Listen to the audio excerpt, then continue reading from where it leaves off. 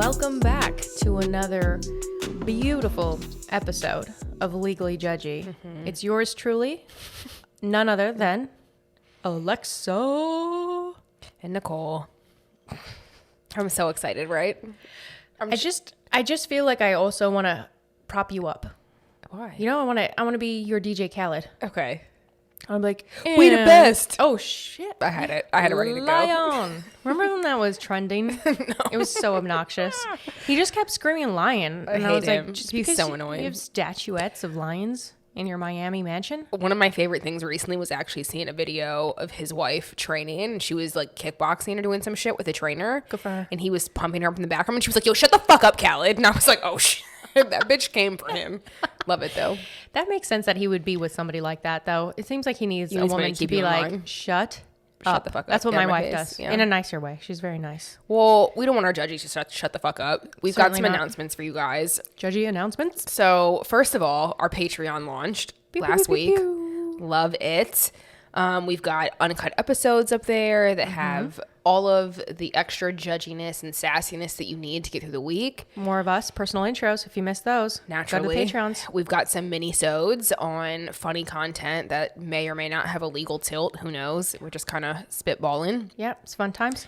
And then we've got our community hub where we've got some behind-the-scenes content. We've got polls. Right. We've got the ability to reach out to us to suggest episodes, like episode topics and ask questions. And so more personalized. Basically get into it. If you want more of us, because we certainly want more of you, sign up for our Patreons. Come on over. At any level. Join the team. We got different options. We've got all judgy options. A charcuterie, if you will. A charcutes.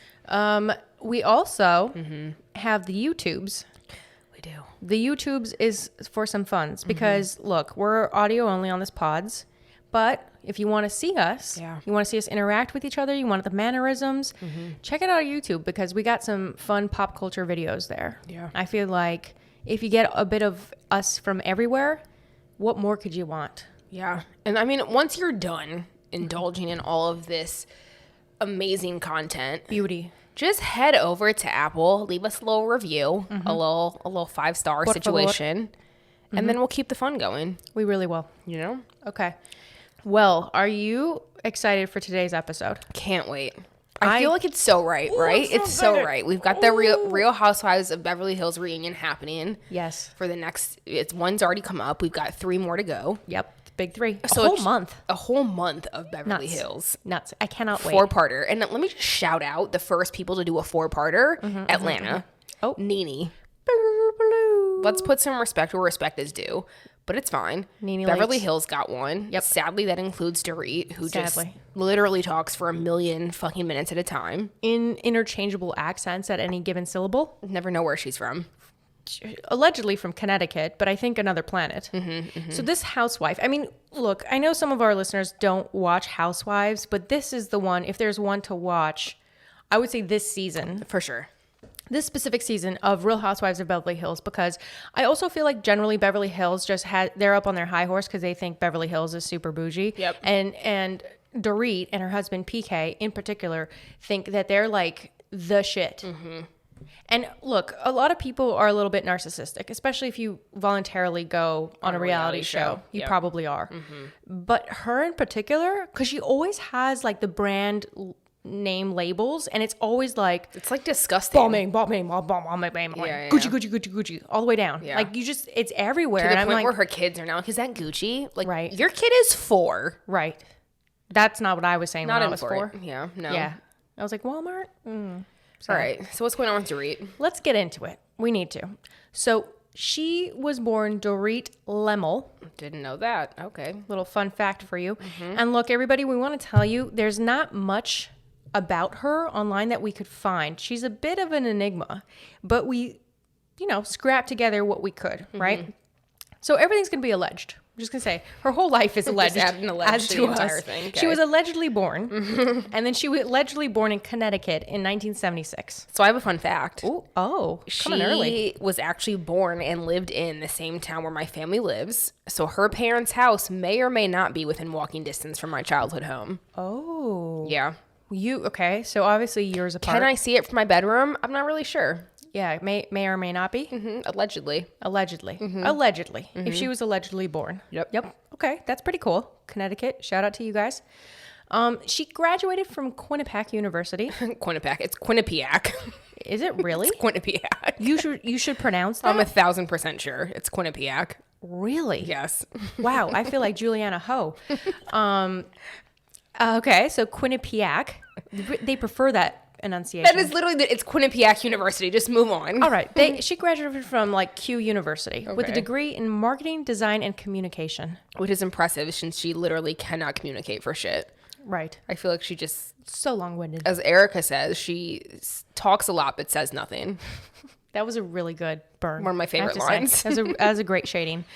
After she graduates from Quinnipiac, she travels to Europe and lives in Italy for just over 10 years, also alleged, where she worked in sales for a swimsuit company. I mean, unclear which swimsuit company this was and if they were ever successful. If they were, especially if you're working in fashion in Italy, I think you would be like, I worked at. You'd put the name on it. You would say that. For sure. Probably. 1,000%. I wonder, is this where her accent came from? For people that don't know, she's born in Connecticut.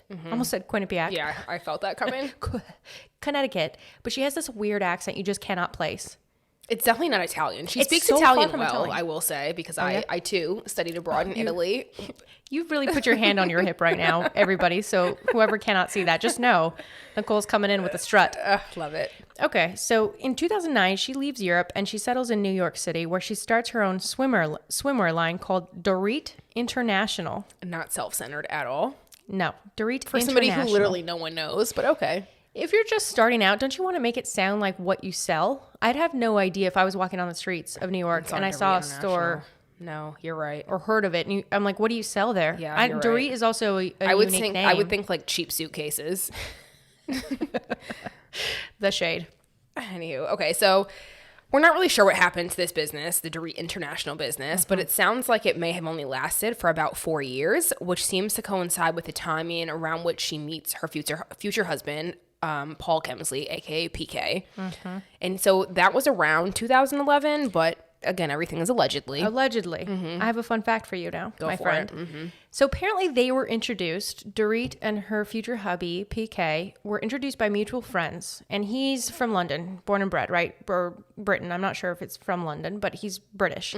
So he was meeting some friends for a dinner party in NYC. They meet. Just amazing. He eventually asks her on a first date, and she says she had a trip to Hong Kong planned for business, and she canceled said Hong Kong. Probably. Okay. I mean, it's international, okay? You got to go internationally for this business. She canceled her Hong Kong business trip because she said there's just something about him. So she cancels business. Girl, there's no way. First off, unless you are Romantic. cashing me the fuck out, I'm not canceling a trip to Hong Kong for you. Well, she probably thinks so. We'll get into who this PK sir is, but... All right, we'll find out. So in 2013, shortly after they meet in air quotes, she does some acting in this show called Have You Been Paying Attention? Which No, I have not. literally I've never heard this. of. Yeah. Fine. Sorry. Okay. Good for her. Now, so on the opposite side of the globe, right? Like, as you said, she met PK around this time. Okay. So PK is born in England in 1967. Is that alleged? Close in age. 10 years apart. It's not that bad. Okay, fine. All right. It's not Erica and Tom G. No. So at 15, he starts working on Saturdays at this place called John Paul Menswear, where he meets future billionaire Mike Ashley. And so the two would ultimately kind of hang out, and apparently they like to bet on dart games. I feel like that's relevant because our dear boy PK might have some gambling issues. But do people bet on dart games? I think people with gambling issues bet on anything. Anything, fine, fair. Is the point there. Understood. But go on. So it's worth mentioning this because this likely may have been how he found success later. Oh. So at the time, Mike was just a county level squash player, but gets injured and becomes a coach. Okay. And so, he's very dissatisfied, but gets a 10,000-pound loan from family to start a sports equipment store, which he eventually expands to create, allegedly, $1 billion empire. Everything's alleged in this I think we need a episode. strong, allegedly, $1 billion empire. I do think billions is not little. That's fair. I can say from my researches that I think Mike Ashley might be for real. Okay, fine. PK less so. That's where we get a little alleged. Okay. So PK, our boy, gets into real estate at the age of 17, allegedly. He starts off as a junior surveyor, but moves on to become an agent within a year. I mean, that's a pretty go-getter kind of start to your career to work at 15 and then 17. So far, yes, I will say PK seemed to be for sure a go-getter. After the betting and the gambling and the bankruptcies, but let's get into this slowly. 1992, he leaves real estate to join Mikey Boy, right, the future billionaire, and helps him expand his sports equipment business. Then 3 years later, in 1995, he moves on to start his own business, right, because our boy PK has bigger dreams. He doesn't want to be working for somebody. No W-2s around here, baby. No W-2s. So he starts his own business in property and securities. Allegedly, he does this with only 1,800 pounds in his pocket. But after some digging, he, I think, conveniently was helped by two other men one of whom is actually a billionaire as well. I will say, I don't know if he was a billionaire at the time, but our boy PK is hanging out with a lot of powerful, wealthy men. So I think that helps things along. And his business, it sounds like two different branches, essentially, two different arms. One of the branches invested in and developed commercial and residential property. So he's just buying up properties. The other, a private hedge fund that specialized in acquiring stakes in public companies. So they're investing, essentially, real estate and other companies. If I had to guess, this is what I'm thinking. PK was able to do this because he had his boy, Mike Ashley, kind of in his back pocket. Just kind of got lucky. Who had some coins. So basically from then, they kind of continue, or he continues, I should say. He's working with various people on various different ventures, but he continues to involve himself in different businesses. And so this includes investing in technology and sports companies and even the entertainment world. And fun fact alert. Natural. Okay. Sorry. Got to interrupt you. I know you were on your roll. You had the hands and everything. I feel bad. But did you know that he served as an advisor on the UK's Apprentice for 3 years? I didn't even know the UK had an apprentice. They do. And apparently one of the big judges was this guy, Lord Sugar, who's also a billionaire. He's just very good at hanging. Sugar? Yeah, his name's Lord Sugar. Okay. I'll tell you more about him offline. But yeah, I guess on The Apprentice, they have like advisors that help the lords. I don't know. It seems fancy in the UK. I've never been. But, would help advise on business. So PK was like Lord Sugar's like business guy who would help the underlings. Gotcha. Vying for power. Okay, so PK's involved in that. And then he starts his own talent management company where he ultimately ends up managing Boy George. He only mentions Boy George. On every episode, they mention Boy George somehow. Is there anyone else? That's it. And Gen Zers, if you're listening, do you even know who Boy George is? No. I barely know. No. Well, so all of this results in his business partners owning an over $1 billion portfolio, allegedly. Allegedly. Him and his, yep. Strong allegedly. But his businesses suffer with the 2007 to 2010 financial crisis. And he reportedly made some bad purchases and bets that all result in him filing for bankruptcy in 2012 with the UK courts. Fun fact, here we go with the betting theme. He apparently lost a lot of money because he bet that the Lehman Brothers would recover. And I know that you're not Miss Financial, but the Lehman Brothers were like the shit in the financial world, and no one ever thought that they'd go bankrupt because they thought that they'd get government bailouts. Actually, the government was like, F you, Lehman Brothers. And so PK ended up losing a lot of money. Well, which we get into in the bankruptcy proceedings, right? So as a reminder, bankruptcy. So it's a legal process where you get the court to order that you are relieved from some or all of your debts because you're unable to pay. And in the US, you can either file for personal bankruptcy or business bankruptcy. And so ultimately, this is how like the rich people stay rich afterwards because they separate the two types of bankruptcy filings / proceedings that you can do. Right. Your business can go bankrupt, but you don't have to go bankrupt personally. Yep. And you can have multiple businesses. Yeah. We're not bankruptcy lawyers. We're not even a big to try, but just keep that in mind. Yeah, and so in these bankruptcy proceedings, PK claims that he has expenses of up to $34,000 a month, but that his debts range from approximately $10 to $50 million. 50. Yes, 50. It's a huge range. Including debts to his old business partner. Not good. And so this works for him because after 12 months, his debts end up being wiped free by the bankruptcy court. And it's worth mentioning that Barclays actually tried to go after him in the U.S. courts after he failed to pay back a £5 million loan, but they basically say that they have to acknowledge the UK bankruptcy proceeding, so they can't go after him. Right. So basically, a lot of people are upset because these creditors don't get their money back after he files a successful bankruptcy proceeding, right? And that's crazy because he was bi-coastal. No, you can't say bi-coastal. I guess he was in the U.S. and in the UK. I don't know what you call bi. I don't know. I know. What International. London. Yes. Dorit International strikes again. Yes. And he has some other legal issues along the way, which I know is shocking our listeners, right? So we're just going to highlight a few because we want to get you guys a little flavor flav. So apparently he had some gambling debt issues with a sports betting company dating back to 2010, 2011. As of October 2016, Close. He owed, yeah, I know. Geez, I'm just so excited. It's my birthday month. He owed around $260,000, which went into a collection agency because it was taking too long. Yep. So usually these companies will go to a collection agency and say, hey, you go try to get the debts back because we can't. They apparently worked out a settlement where he would pay $150,000. And so he pays the first $75,000, but he doesn't pay the remaining $75,000. So they take him to court, right? Because you want your money back. And also the settlement was less than what he originally owed. So like, come on. But PK actually wins the case because the company filed past the statute of limitations. And so, Nicole, our legal expert here. We're both legal experts, but fine. I want you to be the legal expert. Okay. So as a reminder, statute of limitations are laws that provide a maximum amount of time in which somebody must initiate a lawsuit. And so essentially this protects people from being liable for things in perpetuity. Forever, ever. Yep, exactly. And so, but typically, the more severe the crime, the longer the statute of limitations. So, like, obviously, he was going through debt settlements. So, the statute of limitations may have been, for instance, 5 months. But if it's like a murder charge, the statute of limitations is far longer because the stakes are a bit higher. Right. And this was over $75,000, right? So, basically, he got off on a technicality. Okay. 1,000%. So, on the other side, so in 2013, the Bellagio Hotel in Las Vegas sues PK after he allegedly failed to pay back $3.6 million worth of gambling debt. Ouch. Not inconsequential at all. Can I say I'm noticing a pattern with the bets? He likes to gamble. From darts to the Bellagio. He likes to do a little gambling. Right.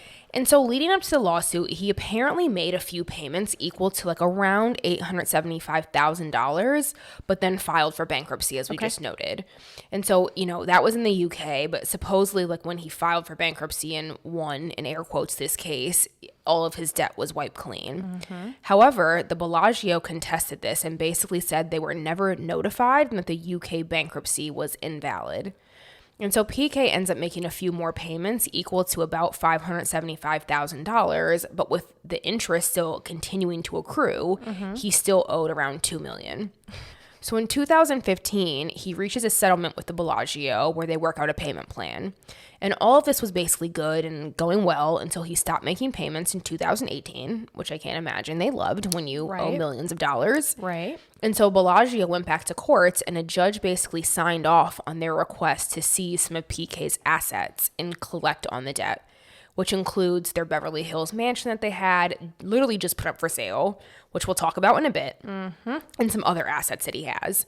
And so in May 2019, the parties finally settle out of court, and the terms obviously are not publicly disclosed, as we talk about a lot when it comes to settlements.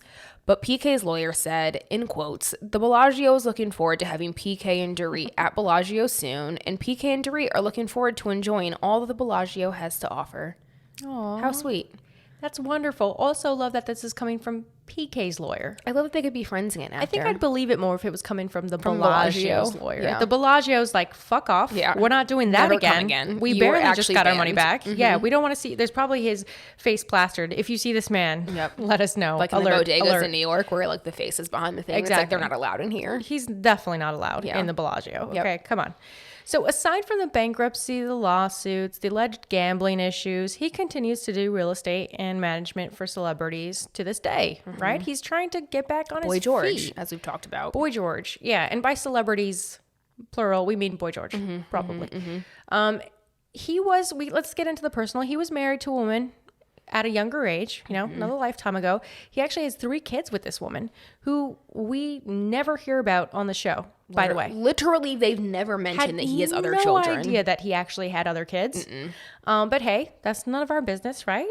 Maybe. I mean, I would like to make it my business. I would too, girl. It's a reality show. Come on. So with him and his ex-wife, now. You know, they all moved to America from London, but they actually go back. His wife and the kids go back to London. So maybe that's why we don't hear about them. I feel like I'd mention it every now and then. We also like don't even see pictures of them when they show pictures around the house in Real Housewives Beverly Hills. Right. But hey, who cares? Because he meets Dorit, our housewife, right, in the spotlight. Yeah. And they begin a new blessed fairy tale. A blessed union. So let's come together. We've talked about the Dorit. We've talked about the PK. Yep. So let's go back to the happy couple. Yeah. 2015, they get married in New York City, and then they move to LA. I would challenge our listeners. I have a fun assignment. Go compare, just Google their wedding pictures and compare those wedding pictures to how she looks now. And please leave us comments, DMs, emails, etc. about what differences you can spot. Should I put my sunglasses on for all those this Scholastic magazines where it was like circle what's different between the pictures? There's the challenge. Oh, jeez. Okay. All right, I'll do it. I'll text you later. All right, love that for you. So they have a son and daughter together. PK's number 4 and 5th child, but we don't talk about that. Seems like they had the first child right before they got married. There was a baby in the wedding pics, and not that, like, listen, I don't care. Nothing wrong with that. I don't care. Nothing wrong with that. We are progressive, but Dorit, who tries to make herself seem like the quintessential perfect woman who's, like, never stepped out of any by her standards. Yes, by perfect. hers. I don't give a fuck. He's Do perfect. you, boo? Yes. So 2016, this is what we want to get into because she joins the Real Housewives of Beverly Hills, their 7th season. And it wasn't really clear to me how or why she got on. I feel like they were always quite vague about how PK got rich and how she was relevant to any society in Beverly Hills. You're not wrong. I think they always said, oh, he's in real estate. Yeah. It's real estate. Yeah. And then I'm like, then why is Boy George in the background? I don't get it. Every scene. He's not property. Okay. My guess is LVP. Hashtag comeback LVP, Lisa Vanderpump, because she was just like, she's like also kind of like British pop culture royalty. And I think she's besties with Boy George. So if I had to guess, because PK, look, I got to hand it to him. He's very good about hanging out with people who are powerful, rich, celebrities. So I think because of his relationship with Boy George, I would want to know how that started, by the way. I mean, your network is your net worth. Yeah. Ooh, that's good, girl. Dropping some golden nuggets for you. Plus, at the time, I have to say, shout out to Brandy Glanville, who apparently she was shouting her out because people said that there was the Glanville effect, where housewives were afraid to come and join the show because Glanville was just kind of like smearing everything. Yes. Yeah. So apparently they were, I don't want to say desperate, but kind of desperate. So I mean, look. We don't know exactly how, but I think the point is that PK knew the right people. I think it's because of PK that Dorit ended up on the show. 1,000%. She was a fucking nobody from my hometown. Is the point, right? Whether it was through LVP, Boy George, or Brandy Glanville. Well, so the same year that she ends up on Real Housewives of Beverly Hills, they buy an 8,700 square foot mansion in Beverly Hills for approximately $6.5 million. I would bet that she bought that right before she joined the show because, you know, you need like a mansion to really qualify for like that tranche of reality TV. I do think so, especially Beverly Hills. Right, but I would also love to know where they lived before this. And I had really like Googled the fuck out of this shit and could not find anything. They didn't even exist. That's why we said they're allegedly born. We don't even know if that's robots. True. We don't even know. She actually mentions during season 10 that the house was in her name and not PK's, which now, interesting. Keep that in mind, listeners, because why mention that? That seems like a weird fact. Imagine being a married couple on a show and I'm like, oh, by the way, this house, it's mine. It's not PK's, it's mine. You're like, what? Yeah. It doesn't make sense. And also, can I say, another doesn't really make sense moment is they listed that same Beverly Hills mansion for sale almost double the price, $12.75 million, less than a year later. By the way, they haven't sold it either. I think currently it's priced at $7.5 million, or you can rent it for $30,000 a month. I would love to know who the realtor was that was working with them that justified doubling the price. when like there's no way they did that much work over the course of a year to make the value that much higher. Like, what are you just saying? Because Dorit and PK live there, now it's worth $12 million? Right. It doesn't make, the stuff just doesn't make sense. No. I don't get it. It doesn't. So similar to Erica, whose story also no longer makes sense, Dorit always has a full glam team and is like always wearing head to toe like high-end designers, like you said, Always. right? She's always in all Louis Vuitton, all Gucci, Logos. all Fendi. Like, it's just logo Logos. vomit. Oh my God. And let me say this. I hate her and her fake accent. Sorry. I thought you were going to say something nice because you're like, actually, I thought you were going to be like, she's a nice person. No. I can't stand her. I can't stand her. I hate her fake accent, first of all. I think if she is claiming to have that accent from the hometown that we're from, then maybe I will pick that up too. So I'm giving you a heads up. I was going to ask you if Connecticutans. That's not how that sounds. Do we call you guys Connecticutans? Anyway, is that how people talk? No, nobody talks that way. No one talks like that. Okay. But also I just feel that I didn't really appreciate her raising her fucking voice to Garcelle in this past episode, and that really set me off. This is a moment for you. You should like, definitely you express will that. run your mouth for 20 minutes at a time, Dorito, and you had the nerve to shout at Garcelle, the Garcelle Beauvais. So you're actually on my hit list. Fuck you. Okay. Swap her out. Put PK in. He's kind of funny sometimes. Okay. That's it. He actually is kind of funny. Okay, Do you feel sorry. better, my friend? No, I still hate her. But go ahead. We'll work this through in therapy later. I have to say, too, one of her big opening storylines, and look, every housewife needs a good storyline or else they're cut. But remember, TBT, was with Erica, actually. Pretty ridiculous. Pantygate. Yeah, I remember Do you remember that. Pantygate? Because, I do. let me set the setting for people who don't know. All the housewives have to get together. It's so contrived, but like, I love it. So they all meet up for like lunch or dinner, whatever it is. And Erica at the time was wearing a short skirt. Apparently she had no underwear because PK later tells Dorit, PK, her husband, right, says, Erica was not wearing underwear. And instead of being like, you creep, husband, why were you even looking? Right. She gets offended and she then presumes that Erica did that to flash her husband. Because PK is such a looker. Right. Because everybody wants PK. But look, probably Erica's judgment is off because, it's just the two men too. Because I was going to say, what are you going to say? She's a gold digger? What are you going to say, that she's attracted to money? Because neither are true anymore. There's no money. No. There's no looks. It's all gone. There's nothing to be had, in my opinion. So anyway, I thought that was ridiculous. And I'm like, come on, girl. Like, Dorit, you just seem, I hate the women who are not like, they're the women that are like, I'm friends with men. I just can't get along with women. That was that moment for me where I was like, are you not friends with other women?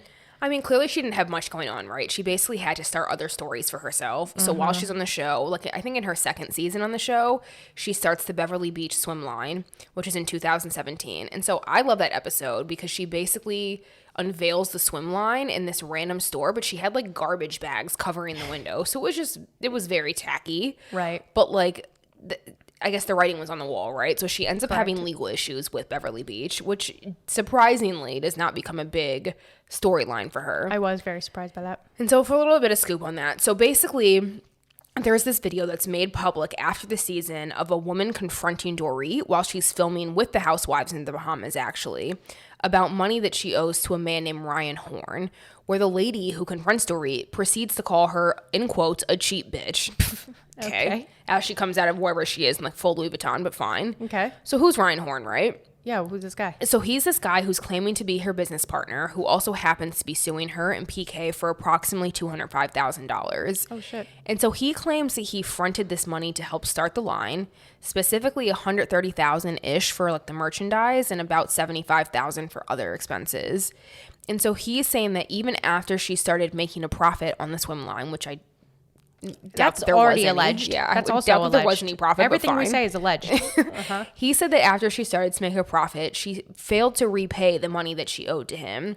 Plus, he was also entitled to a portion of the profits as her partner and a 1/3 owner, which we've talked about before in various episodes in terms of like you own rights in the thing, so you're supposed to get money back when money is made. Typically. Yeah, it's called equity. You would think so. It depends on their agreement, but okay. So he says he's a 1/3 owner. Yep. And so she ends up countersuing and saying that he was just a vendor, so he wasn't owed any part of the ownership or the profits.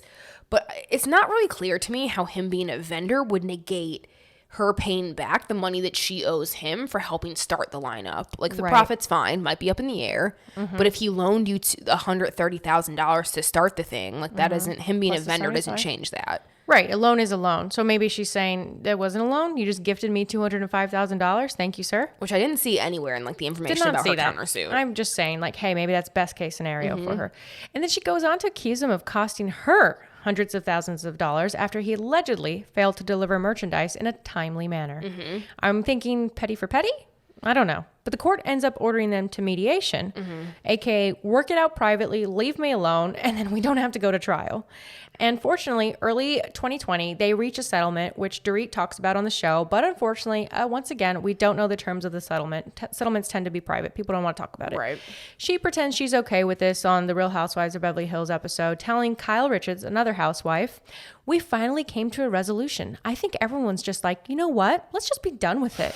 But both parties gave a little bit. Now it's finally over. I love that summary. I'm sure she ended up paying him some money, if not all of, like, what was due to him. But I love her. Trying to Like, make we were just nonchalant. over it. We were just, we were so busy. We didn't have time for this shit So anymore. stupid. Again, I would think this would be a bigger storyline, but she got out of this. Yeah. Not to be outdone by his wife, our dear PK in 2019 was also sued by his former associate, Nikos Kursis. I have no idea if I'm pronouncing that right, so I apologize ahead of time. So apparently back in 2011, Nikos made a $1.2 million loan to PK, who never repaid it. Allegedly. Though Nikos did admit PK paid him back about $250,000, but he did say that's barely enough to cover the interest, sir. Which is probably right. Not in quotes, but that's my take on it.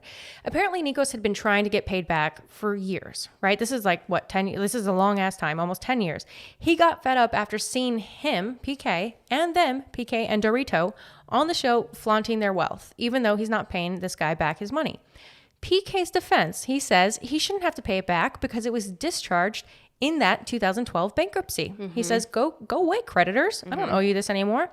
Unclear what happened, but I did read by some reports that Nico also wasn't listed as a creditor in the bankruptcy, right? And so just a reminder, you have to be listed as a creditor in the bankruptcy to get it dissolved. It's no just universal proclamation that anyone that I owe money to, I now don't owe money to. You have to list them. They have to be put on notice and given a chance to say shit in court, essentially, right? Yep. And essentially, the judge is like, doesn't agree with PK because he agrees to Nico's request to force Dorit to submit financial records, including, this was the big hot goss, an account she had with $29,000 in it, which I thought was actually, by the way, surprising considering how much he owed him, that this bank account with only $29,000 was a big deal. But hey, maybe that's all they got. I mean, you need your monies. You need your monies. You'll take it from whatever. Yeah, He's I like, don't let me give a see fuck. those couch cushions, Yeah. all right? I'm pretty sure there's some loose change in there. Shake the couch out. Why not? He also goes so far as to ask the judge to freeze it, meaning that Dorit and PK can't touch it. They can't touch it. And the judge says, yeah, freeze it. You cannot touch your own money. Well, so before that, though, PK and Dorit actually tried to fight this, and they argue that the debt was acquired by PK himself as an individual prior to their marriage, and the $30,000 in that account was separate property of Dorit's, aka like money that she made before the marriage that was completely separate from PK's money and PK's debts. And so therefore, they're claiming that Nico shouldn't be able to touch it. Interesting. Not a bad argument, right? Because Not at there's all. definitely some legal validity to the claim that, like, what is separate property before the marriage cannot be treated as, like, joint properties. Correct. So if it is true that that was solely Dorit's money from before the marriage and PK never added to it during the marriage, Nikos shouldn't be able to attach it. Right. He shouldn't be able to attach it to his claim, touch it. but also Or to touch touch it, it. yep. I was like, that doesn't make sense. Let me make it make sense. Unfortunately for the Kemsleys, the judge again disagrees with them because he allows Nikos to seize that money, right? It's like, we say 29.30, it's like in between. So about 29 and a half.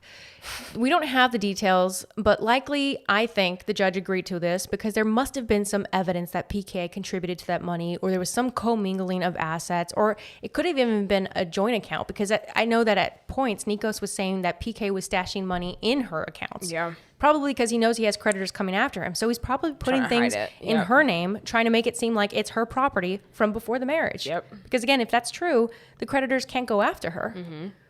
So interesting. Later that year, the case is dismissed and they settle out of court. I think They probably just paid up. I mean, there probably wasn't much of a choice. Yeah.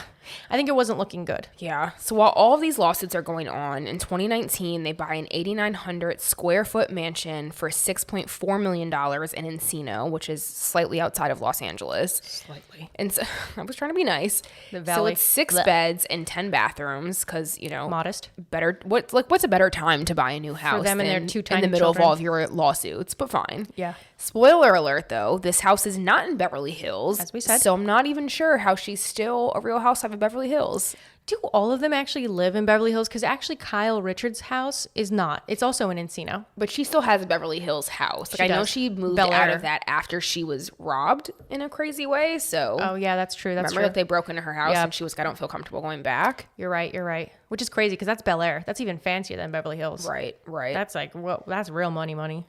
So anyways, they buy this house, right? It doesn't last for long because they list it for sale the following year for $9.5 million. Again, a crazy increase from $3 the million. fact that they had bought it for 6.4, but fine. It sits on the while for a bit and they end up taking it off the market because they claim they couldn't find their dream house, in quotes, doubt it. So they end up relisting it in April of this year for just under $8 million, or you can also rent it for a casual and cool $75,000 a month. In Encino. Mm-hmm. No, thank you. So like not LA, definitely takes a little bit over an hour to get It's out a little there. neighborhood, okay? It's not a bad neighborhood, but for $75,000 a month? Right. And so remember, at the same time, they still have their Beverly Hills mansion, which they still haven't sold. But it's worth noting that the reason for selling the 2 mansions is because they now are working from home and need more space. Who is their PR team? Because I'm not buying it. If you have 6 bedrooms in a house, what more space do you need? Both mansions are over For you and your 8,000 2 square toddlers. feet. They're tiny children. Crazy. Ridiculous. And even if they were big adults, Ridiculous. 4 people, 8,900 square feet. Well, so as if all of this wasn't enough, earlier this year, there were actually some rumors that they were splitting and that PK was living in a friend's guest house. So just everything feels a little shady right now. It's not looking good. And also, if those lawsuits and that personal drama wasn't enough, they've also found themselves in trouble with Uncle Sam. Over the years, they've had multiple tax liens filed against them. Tax lien, a state or federal government's legal claim against your property when you neglect or fail to pay a tax debt.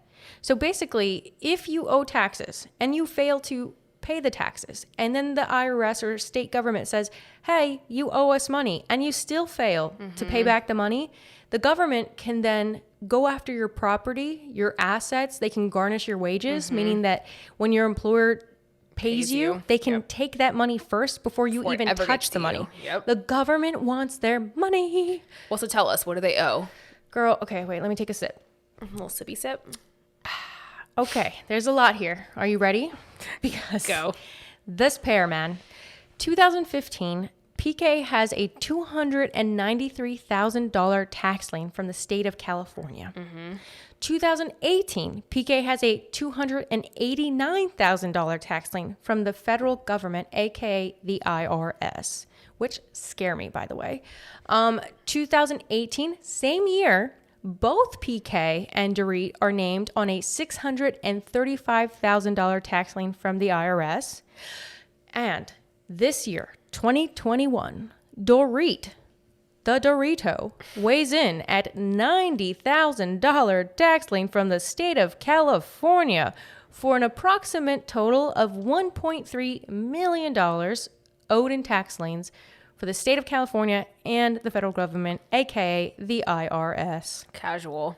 I need a water. So it's unclear, I think, what taxes Dorit and PK are behind on, but all signs kind of point to it being income, given the mix of mostly federal liens. So, like, obviously the federal government doesn't really care about state property taxes, but then they've also got the California lien. So I think it's from income. And that being said, I would bet that they'll argue, or that they've tried to argue in front of the IRS, et cetera, California state government, that they were trying to minimize their liabilities, which we've talked about, right? And we'll talk about in the pop culture roundup for this week. Shout out to YouTube. It's common, right, that people will try to withhold or keep as much money as they can until the end of the year, when they can assess, like, okay, what were my losses, what were my gains, and what's the actual amount that I have to pay.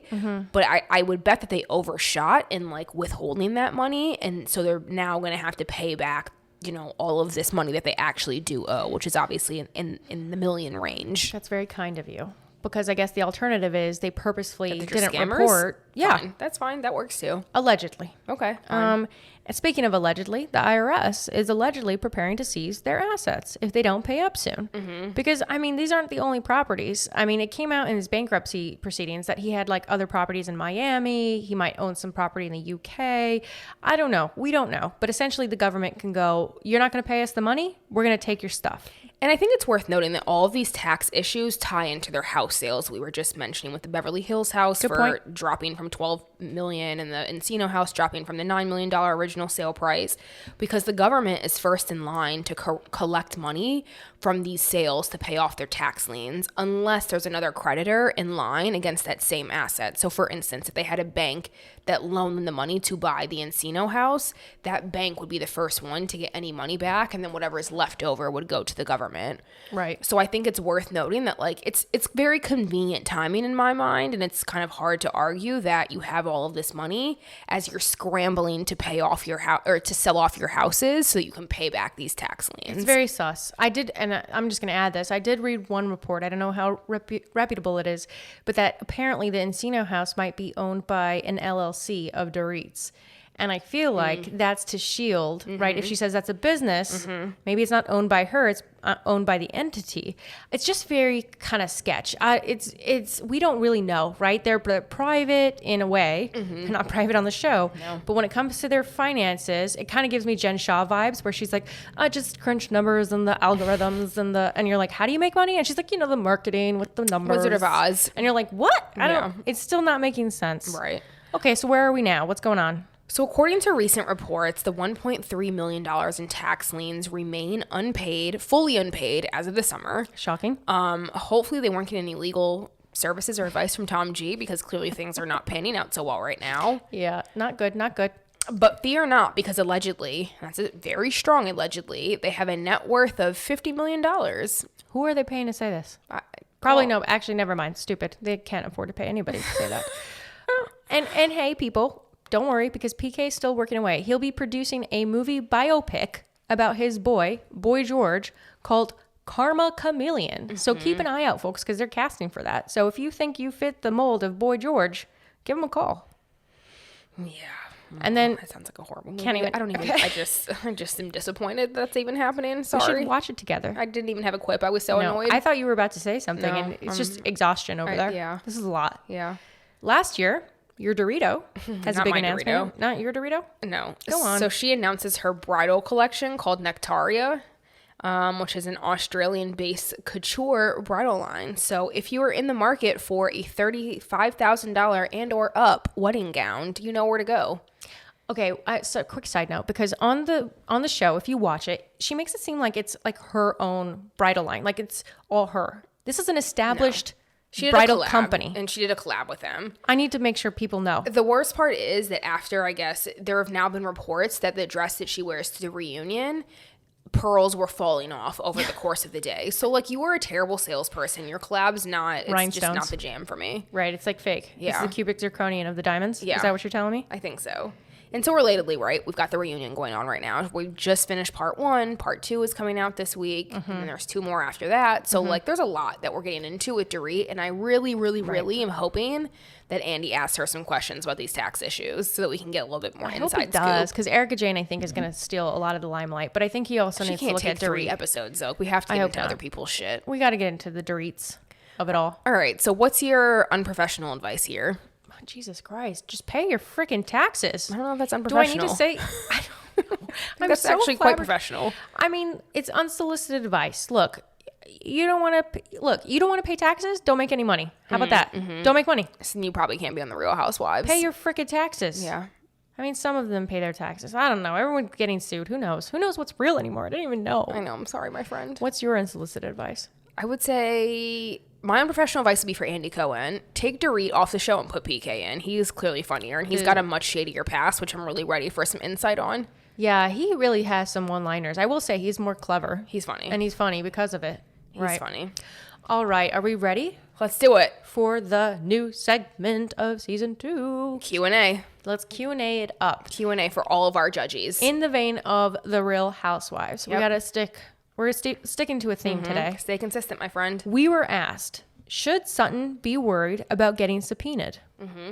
Which is great timing, right, for us talking about Dorit and the reunion happening right now. And once again, if you are not watching Real Housewives, Sutton is another housewife on this show who went toe-to-toe with Erica Jane about her legal issues. Sutton was like one of the very few housewives who actually questioned Erica Jane, because most people talk a big talk when Erica's not around, and Erica comes into the room and then they go, oh, Erica, I love you. You look great. Oh, and my God, Sutton's got money. She's got money. Sutton's like, y'all bitches are hilarious. Like, I think her ex-husband ran a hedge fund. She gets a couple $100,000 per month in alimony. And so, like, she's nothing to be afraid of. She's set. She does not have to fear. So there's this dinner party. She asks Erica the hard-hitting questions that we all want to know the answers to. Like, did you know that your ex-husband or soon-to-be ex-husband was a scam artist? Right. And Erica gets offended. So at that dinner party, Erica starts to kind of threaten her, right? I think it's going to come out in one of the reunion parters that Andy probes to see what Erica apparently whispered to her that made Sutton very scared about a potential lawsuit. So again, a listener asked us, and so I'm going to ask you to give me your thoughts first. Do you think Sutton should be worried about getting subpoenaed? Well, so I think it's worth, like, just a little reminder, right? A subpoena is a court order requiring a person to attend court and either be deposed or testify or provide documents or evidence about an issue. And so if you fail to respond to a subpoena, this is just an FYI for all our listeners, if you should ever be subpoenaed, if you fail to respond to it, the court can actually punish you.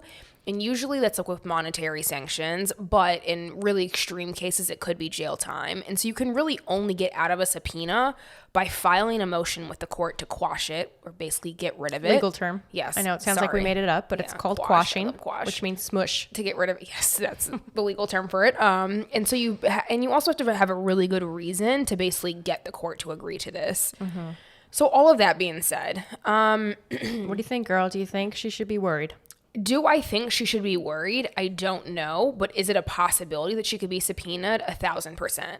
Like, at the end of the day, right, she's now been on Real Housewives of Beverly Hills with Erica for, I guess, 2 full seasons? Yeah, this is Sutton's second. And so somebody, like a defense attorney, somebody who's suing Erica, a prosecutor who's suing Erica or suing the estate, whatever the case is, could find that Sutton has spent enough time around her to know some really intimate details about how Tom got his money or how Erica was paying for things or even this season, right? Like how she's been paying for the glam team and things like that, because this whole season has been post-Tom Girardi divorce or divorce filing.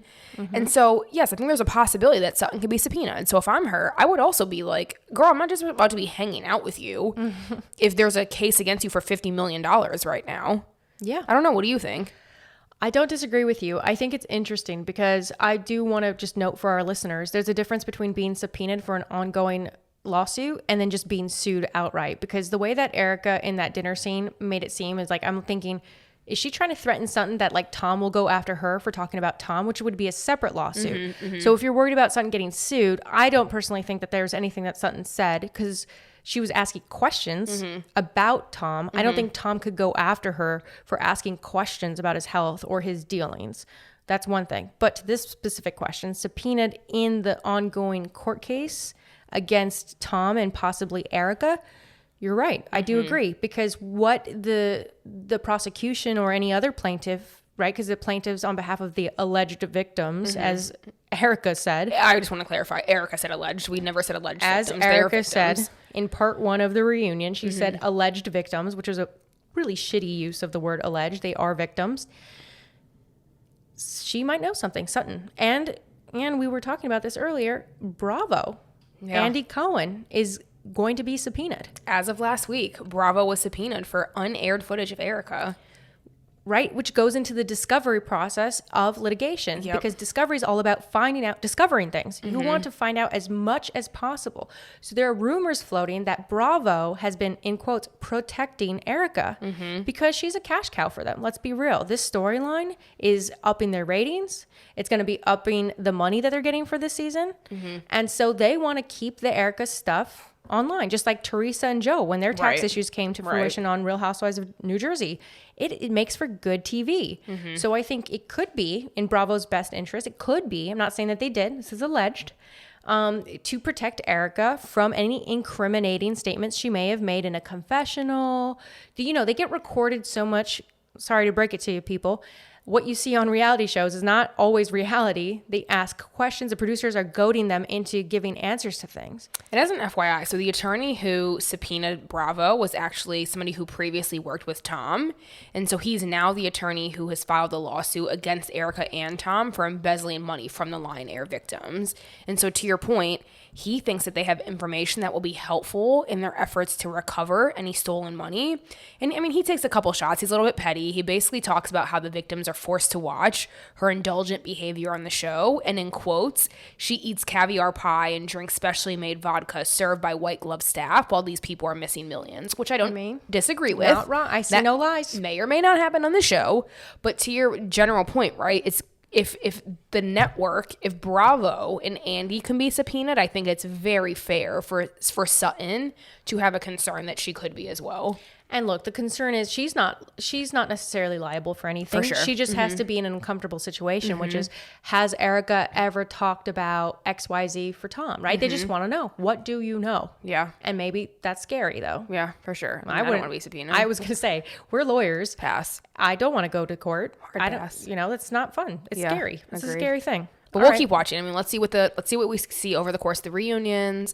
We'll see what comes out afterwards, because obviously these cases are very much so still ongoing. But long story short, we both think that Sutton's got good reason to be concerned. Yep. Watch out, Sutton. All right. So now, right, we're moving into some exclusive hot content for our patrons. What's up, patrons? If you have not already joined us on Patreon, please meet us there.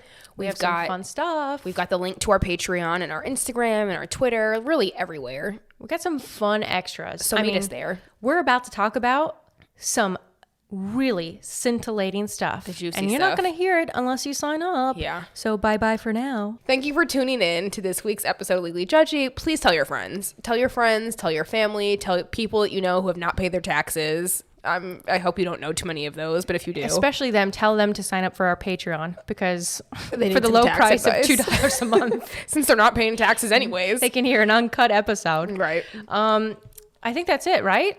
Yeah. Thanks for tuning in to today's episode of Legally Judgy. We hope you enjoyed listening to us talk as much as we love the sound of our own voices. If you did, please subscribe, rate, and leave us a review. Also, join us on our Patreon for more judgy shits and giggles. Until next time. Bye.